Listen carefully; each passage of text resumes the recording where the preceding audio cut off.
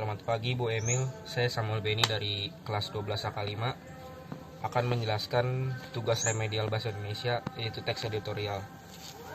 Teks editorial adalah sebuah artikel dalam surat kabar yang merupakan pendapat, pandangan redaksi terhadap suatu peristiwa yang aktual atau sedang menjadi perbincangan hangat pada surat kabar itu diterbitkan. Menurut para ahli, Jafar H. Assegaf dalam bukunya Jurnalistik Masa Kini yang dikutip dari Lyle Spencer dalam editorial writing, tajuk rencana merupakan pernyataan mengenai fakta dan opini secara singkat, logis, menarik ditinjau dari segi penulisan dan bertujuan untuk mempengaruhi pendapat atau memberikan interpretasi terhadap suatu berita yang menonjol berupa sebegitu rupa sehingga bagi kebanyakan pembaca surat kabar akan menyimak pentingnya arti bagi berita yang ditujukan tadi. Tujuan teks editorial ada dua. Yang pertama, teks editorial bertujuan mengajak pembaca untuk ikut berpikir tentang isu aktual yang sedang hangat dibicarakan atau sedang terjadi di kehidupan sekitar. Yang kedua, teks editorial bertujuan untuk memberikan opini atau pandangan redaksi terhadap pembaca terhadap isu yang sedang berkembang. Ciri-ciri teks editorial ada 4, yaitu pertama, topik tulisan teks editorial selalu hangat atau sedang berkembang dan dibicarakan secara luas oleh masyarakat, bersifat aktual dan faktual. Yang kedua, teks editorial bersifat sistematis dan logis.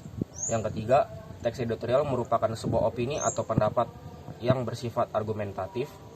Yang keempat, teks editorial menarik untuk dibaca karena ditulis dengan menggunakan kalimat yang singkat, padat, dan jelas.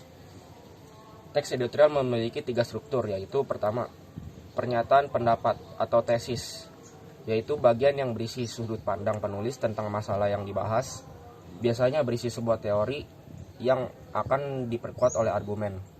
Yang kedua, argumentasi, merupakan alasan atau bukti yang digunakan guna memperkuat pertanyaan dalam tesis. Argumentasi yang diberikan dapat berupa pertanyaan umum atau data hasil penelitian pernyataan para ahli maupun fakta-fakta berdasarkan referensi yang bisa dipercaya.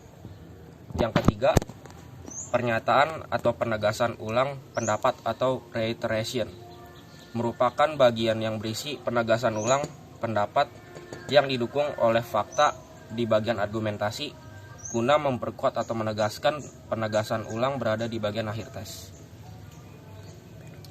Yang ketiga, jenis-jenis teks editorial ada 3. Yang pertama, interpretatif editorial. Editorial ini bertujuan untuk menjelaskan isu dengan menyajikan fakta dan figur untuk memberikan pengetahuan.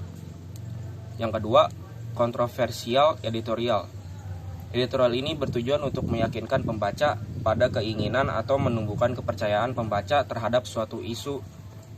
Dalam editorial ini, biasanya pendapat yang berlawanan akan menggambarkan lebih buruk. Yang ketiga, explanatory editorial. Editorial ini menyajikan masalah atau suatu isu agar dinilai oleh pembaca. Biasanya, teks editorial ini bertujuan untuk mengidentifikasi suatu masalah dan membuka mata masyarakat untuk memperhatikan suatu isu. Sekian dari saya Samuel Beni, 12 AK5. Terima kasih.